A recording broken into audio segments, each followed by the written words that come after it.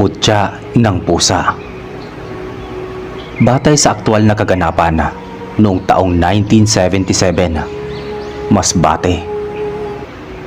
Ang kwentong ito ay mula sa isang alamat na paulit-ulit nang naipapasa sa bawat henerasyon sa isang baryo sa Masbate.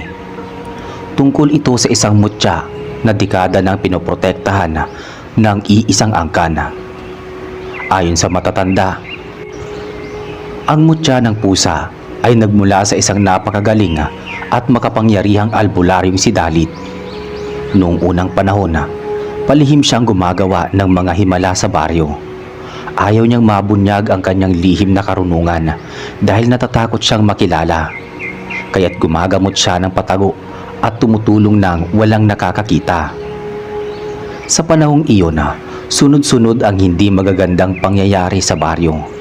May mga kaso ng aswang, kulam, barang at panggugulo ng mga engkanto at nuno sa punso. Parang inuulan ng malas ang kanilang lugar. Ngunit sa likod ng lahat ng ito, si Dalit ay palihim na kumikilos. Nilalabanan niya ang mga ito dahil hindi niya kayang tiisin ang dinaranas ng mga biktima. Napansin ng mga tao na may misteryosong puwersang laging sumasalag sa mga kamalasan. Kaya't nagsimula silang maghanap kung sino ang may likha ng mga milagro. Hanggang sa isang araw, ang pinakamayabang at may pinakamasamang ugali sa baryo, si Maria, ang nag-angkin ng lahat ng kredito. Sinabi niyang siya ang lihim na tagapagsalba ng baryo. Masakit iyon para kay Dalit, pero pinili niyang manahimik. Alam niya ang totoo at para sa kanya, sapat na ang kaalaman na may natutulungan siya. Tahimik lang siyang nakitingin sa malayo habang pinapanood si Maria. Kung paano ito purihin ng mga tao, regaluhan pa ng mga prutas at halos sambahin. Sa kabila nito, hindi naghanap ng simpatya si Dalit. Masaya na siya sa presensya ng mga alaga niyang pusa na araw-araw nagpaparamdam sa kanya na siya'y mahalaga. May matalik na kaibigan si Dalit na si Mariposa. Isa siya sa iilang nakakaalam ng tunay na kakayanan ni Dalit. At siya rin ang tanging saksi sa lahat ng kabutihang palihim nitong ginagawa para sa baryo. Galit na galit si Mariposa sa ginagawa ni Maria. Ang pag-aangkin ng mga himalang hindi naman ito ginawa. Hindi siya natutuwa na pinupuri at sinasamba ang isang taong walang ambag, habang ang tunay na may gawa ay nananatiling tahimik sa gilid. Kahit ilang beses nang nagpahayag sa galit itong si Mariposa, palaging pinapakalma siya ni Dalit. Para kay Dalit, hindi na mahalaga kung sino ang kinikilala ng mga tao. Ang mahalaga ay may natutulungan siya. Patuloy pa rin siyang gumagawa ng kabutihan kahit pa sa dilima. Sa likod ng lahat, katuwang ni Mariposa si Dalit sa halos lahat ng bagay. Tinutulungan niya ito sa mga orasyon, sa paggawa ng mga anting-anting at pangontra, at maging sa pangangalaga ng mga alaga nitong pusa. Kapag abala si Dalit sa pagdarasal at pag-aalay, si Mariposa ang nagpapakain at nag-aalaga ng mga ito. Mahalaga kay Dalit ang kanyang mga pusa. Noon pa man, sila na nagbibigay sa kanya ng ginhawa at lakas. Hindi lamang sila basta mga alaga. Sila ang unang nakakaramdam ng kanyang tunay na kakayahan at tumatanggap sa kanya ng buo. Ayon sa kanya, mula sa isa sa mga pusang iyon nagmula ang mutya ng pusa. Isang misteryosong bato na hindi basta-basta nakikita ng karaniwang tao, at sinasabi nagtataglay ng kapangyarihang hindi kayang ipaliwanag ng pangkaraniwang pag-iisip. Ayon kay Dalit, ang mutya ng pusa ay hindi basta bato. Isa itong buhay na mutya.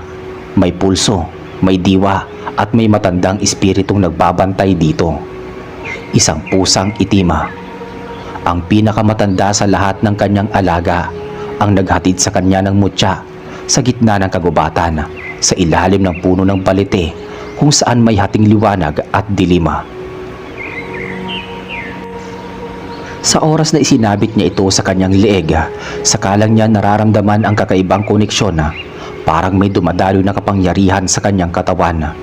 Ngunit hindi mabigat, kundi payapa.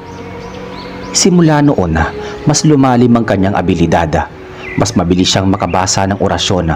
Mas malakas ang dating ng kanyang dasala. At mas epektibo ang kanyang mga rituala. Ngunit kasabay ng lahat ng iyon, nagsimula ring dumami ang mga nilalang na nagnanais makuha ang mutya. Doon niya naintindihan na ang mutya ng pusa ay hindi lamang nagbibigay proteksyon sa kanya, kundi sa buong baryo. Isa itong panimbang sa mga puwersang itinataboy niya araw-araw. Kapag ito'y nawala o napunta sa maling kamay, mawawala din ang balanse at muling babalot ang dilima sa kanilang lugar. Kaya't lubos na naging mahalaga kay Dalit ang mga pusa. Sila ang mga unang tagapangalaga ng mutya at tangi sila lamang ang nakakakita kung saan ito itinatago kapag kailangang lilihim. Sila din ang unang nakakaalam kung may panganib na papalapit. Ilang beses na ring tinangkang nakawin ang mutya. May mangkukulam, may engkantong nag-anyong tao at minsan pa nga isang bata na sinasaniban, ngunit palagi nauunahan ng mga pusa.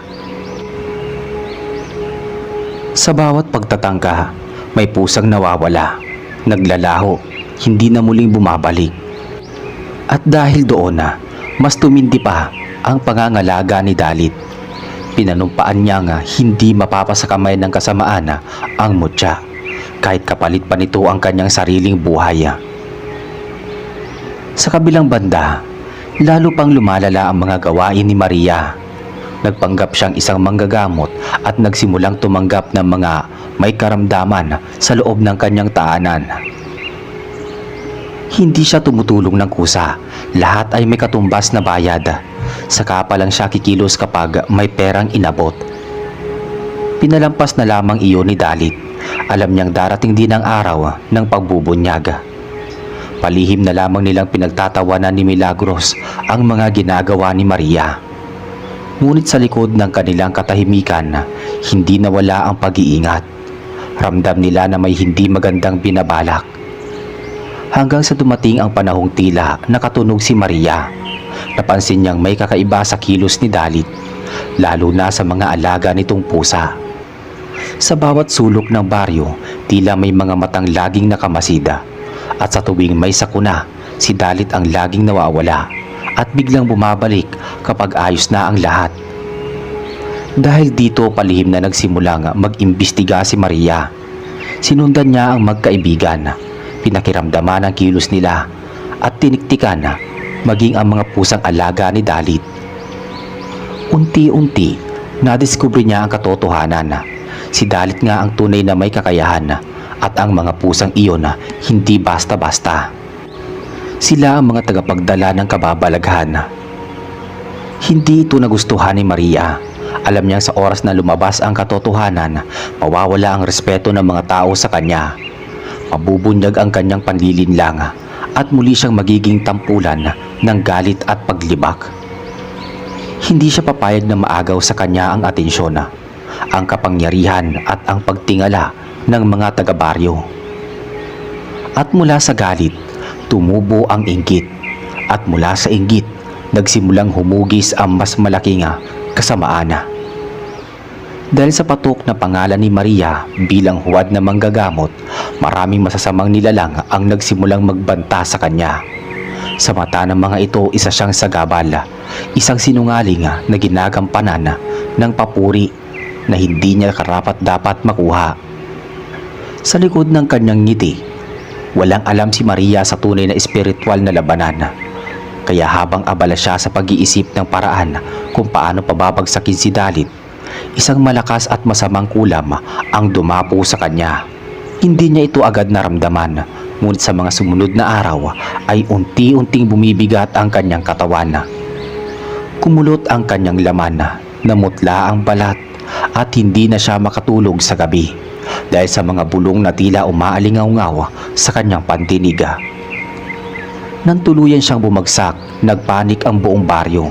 Sa akala ng mga tao na nasa bingit ng kamatayan ang kanilang tagapagligtas. Walang makapagpaliwanag kung ano ang tunay na nagaganap. Lahat ng subok na remedyo ay nabigo hanggang sa mismong si Maria ang napilitang gumawa ng desisyon na ayaw pa niyang mamatay. Sa huli, inilihim niya sa lahat ang kanyang ginawang hakbang. Humingi siya ng tulong kay Dalit. Mahigpit na tumutol si Mariposa. Para sa kanya, hindi karapat-dapat si Maria na iligtas. Isa itong sinungaling, mapagpanggap at walang konsensyang nilalang. Ngunit hindi iyon pinakinggan ni Dalit. Sa kabila ng lahat, hindi niya matitiis ang isang taong naghihingalo, kahit pa ito'y dating umagaw ng kanyang pangalan at gawa. Walang pag-aalinlangan, ginamot ni Dalit si Maria. Ginamit niya ang kanyang mutya at sinamahan ng orasyon at mga halamang gamot na siya na mismo ang nag-alaga at nangolekta. Sa tagal ng ritual at dami ng pagsubok, sa huli nagtagumpay si Dalit. Naalis niya mula sa kaluluwa ni Maria ang kulama. Pinunit, sinunog at sinira ang lagusan ng kasamaan sa katawan nito. Ngunit ang kabutihang iyon ay may kapalit. Lalong nanliit si Maria nang masaksihan niya mismo kung gaano kalakas at makapangyarihan ang mutya ni Dalit. Isang bagay na hindi niya kailanman makukuha sa pandaraya o pagsisinungaling. Mula sa loob, unti-unting sumiklab sa kanya ang matinding inggit at pagnanasa. Hanggang sa dumating ang isang gabi, nakaisip siya ng maitim na plano. Pinagplanuhan niyang agawin ang mutya, ngunit alam niyang hindi niya ito magagawa ng harapan, kaya gumamit siya ng panibagong panlilinlang. Pinalabas niyang siya mismo ang nagpagaling sa kanyang sarili mula sa kulam. At mas malala pa, sinabi niyang natukoy na niya kung sino ang may sala. Sa harap ng buong baryo, itinuro niya si Dalit bilang mangkukulam. Ayon kay Maria, ang mga pusa nito ay hindi basta alaga, kundi mga kasabwat na nilalang na ginagamit sa itim na mahika.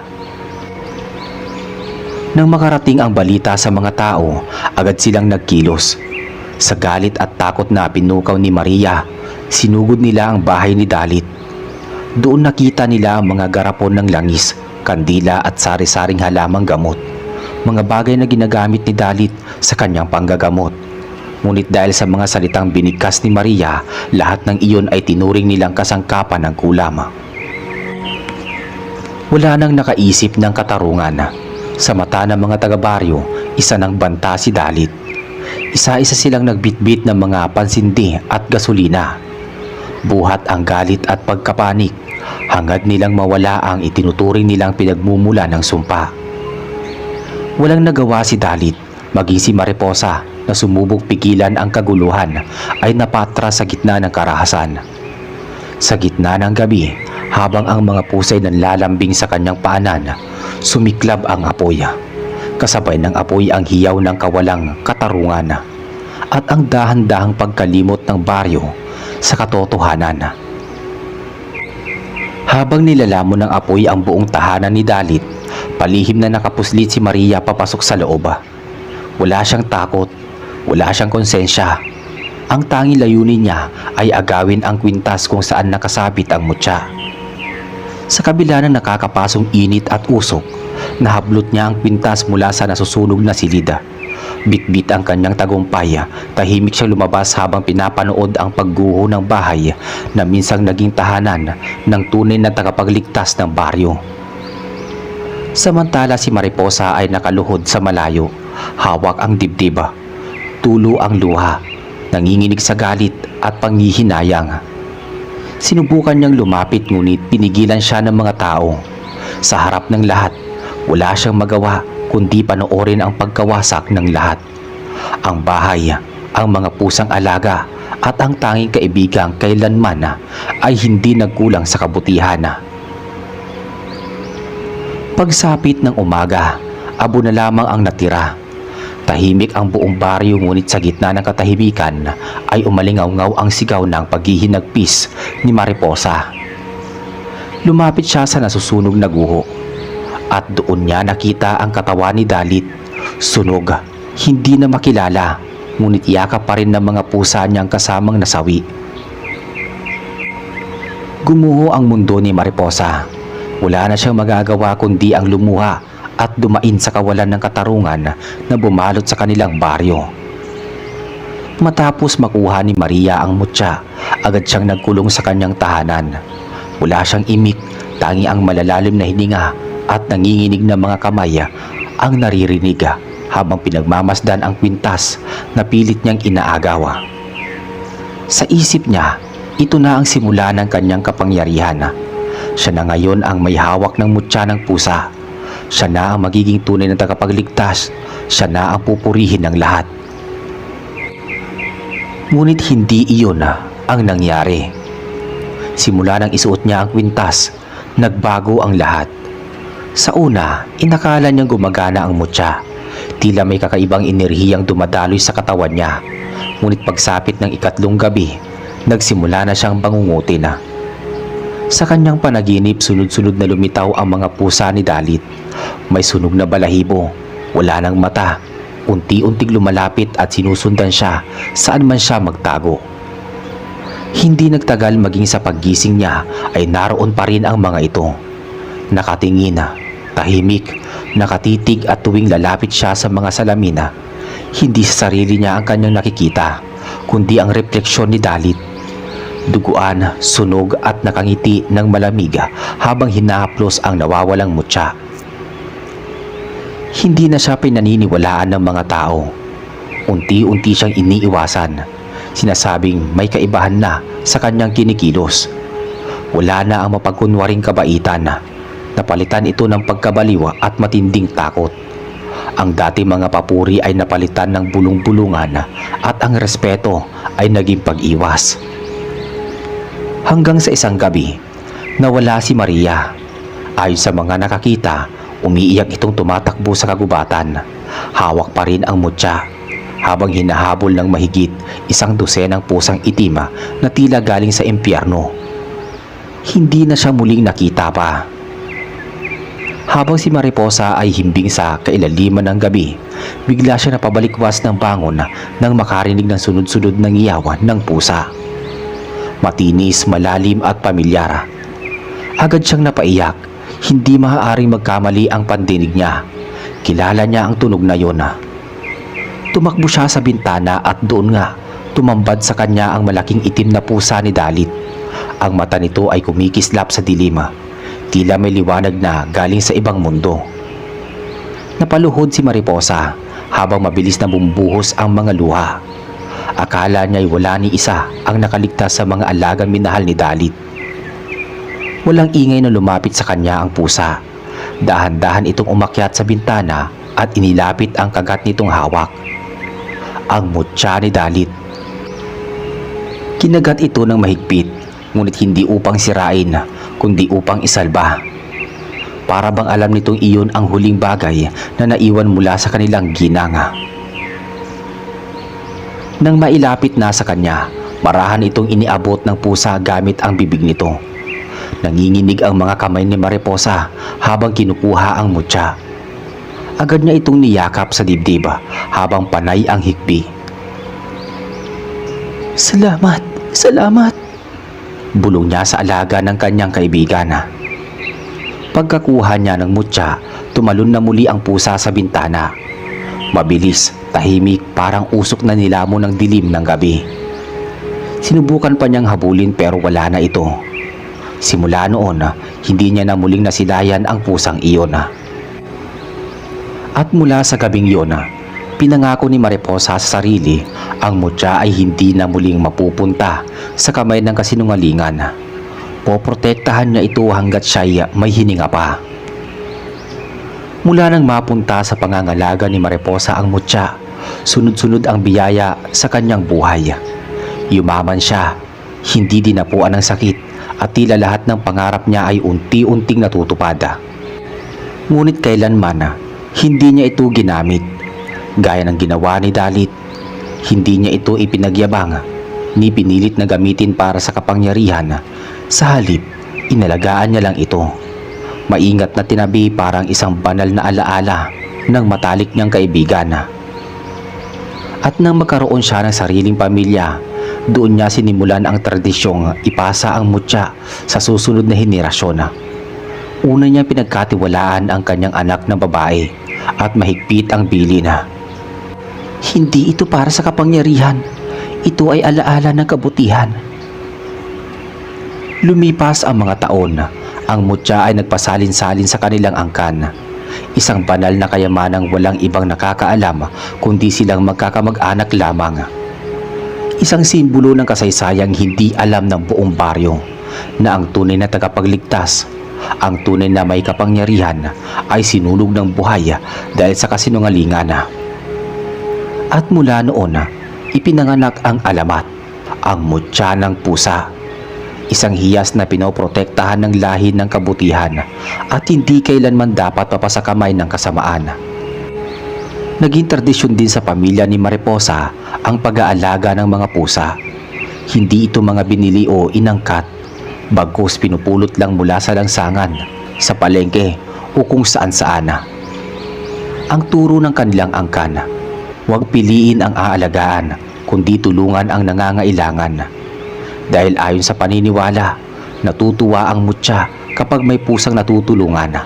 Kapag may bagong pusang kinukupkop, tila may bagong biyayang dumarating. At totoo nga, mas lalo silang dinadapuan ng swerte, magandang kalusugan, maayos na kabuhayan at katahimikan sa pamilya. Sa kabutihang palad, walang naging sakima sa kanilang lahi. Lahat ng humawak ng mutya ay tinuturuan ng kababaang loob, ng malasakit at ng pag-aalala sa sakripisyo ni Dalit. At dahil doon patuloy itong nagbibigay ng biyaya, hindi para sa kapangyarihan kundi para sa kabutihan. Maraming albularyo ang nagbabakasakaling maipasa sa kanila ang mutya. Umaasang magagamit ito sa panggagamot at pagpapalakas ng kanilang kalamnana o kaalaman. Ngunit mahigpit itong ipinagbawal ng angka ni Mariposa. Isa itong sagradong alaala, hindi isang gamit para sa pansariling layunin. May mga nagtangkang nakawin ito, mga dayo, mga mangkukulam at maging ilang kabaryo na naaakit sa sinasabing kapangyarihan nito. Ngunit lahat ng nangahas, isa lang ang sinapit, kamalasan mula sa pagkakasakit, pagkabali ng mga paa at kamay hanggang sa biglaang pagkamatay ng mga alaga o mahal sa buhay. May mga usap-usapan din sa buong baryo na may isang malupit na sumpa na kaakibat ang mutya ng pusa. Ayon sa ilang matatanda, kapag may hawak ng mutya mula sa angkan nila Mariposa at ginamit ito sa masama katulad ng ginawa ni Maria, madarama nila ang galit ni Dalit. Ayon sa kwento, bawat pagtingin nila sa salamin, makikita nila ang itsura ni Dalit, sunog at sugatan at nakakatakot. Ang mga pusa ni Dalit na matagal nang nawala ay bumabalik sa kanilang mga buhay o bahay tuwing gabi. Tinutukso sila na sinusundan at pinagmamasdan. Sunog ang kanilang mga balahibo, ngunit lagi naroroon, patuloy na gumugugol ng oras sa paligid ng mga hindi karapat-dapat na humawak ng mutya. Hanggang sa hindi na nila kayang tiisin ang takot at sakit, unti-unting nawawala sila sa kanilang sarili, nawawala sa katinuan at nauurong ang kanilang mga buhay hanggang sa sila'y tuluyang mawalan ng lakas at magsimulang mabaliw. Sa modernong panahon, si Elaine ang may hawak ng mutya, isang dalaga. Wala pang pamilya, ngunit ang buhay niya ay nakatuon sa paglalaganap ng kabutihan at malasakit. Hindi siya nagtututok sa material na bagay, kundi sa pag-aalaga ng mga pusa, na sa rin naman ang tunay na pinagmumulan ng biyaya. Mas pinili niyang gamitin ang kanyang mga yaman para mag-ampon ng mga pusa at alagaan ang mga ito. Lahat ng mga tamang itinuro ng kanilang angkan ay ginagastos niya sa pagtustos sa mga pangangailangan ng mga pusa. Pati na rin sa pagpapagamot at pagpapakain sa mga pusang wala ng tahanan. Sa kanya, ang mutya ay hindi isang kapangyarihan para sa personal na interes, kundi isang alaala ng kabutihan at pag-aalaga sa mga nangangailangan. Kahit na may mga tao sa paligid na hindi nakakaintindi at madalas ay nagtatanong kung bakit ganito ang kanyang buhay, alam ni Elaine na ang tanging layunin ng mutya ay magbigay ng malasakit at pagmamahal sa mga nilalang na walang mag-aalaga. Epektibo pa rin ang mutya sa panahon ngayon, ngunit malabo na talaga ang kalagayan nito. Alam ni Elaine na hindi na ito angkop sa hahayaan na lamang na mapunta sa kamay ng mga hindi karapat-dapat. Kaya't ang mutya ay naging isang lihim na itinago ni Elaine. Isang sagrado at personal na bagay na hindi niya na ipagmamalaki sa publiko. Ang tanging nakakaalam nito ay ang kanyang mga pinakamalalapit na kaibigan, mga tao may malasakit at tunay na may malasakit sa kanya. Dahil alam niya na kahit na modernong panahon, may mga tao pa rin na tulad ni Maria, mga mapagsamantala at sakim na naghahangad na makuha ang kapangyarihan ng mutya at kanilang gagamitin sa maling gawain. Ang mga taong ito kahit na sa ilalim ng makabagong lipunan ay patuloy na umaasa na makuha ang biyaya ng mutya. Kaya't minabuti ni Elaine na itago ito at gawing lihim upang hindi na muling malagay sa panganib. Alam niyang walang makakapagtago sa tunay na halaga at layunin ng mutya at ayaw niyang maranasan ng iba ang kabiguan at sumpa ng mga naghangad nito sa maling dahilan. At dito na po natatapos ang ating kwento. Maraming salamat po sa inyong pakikinig. Hanggang sa muli.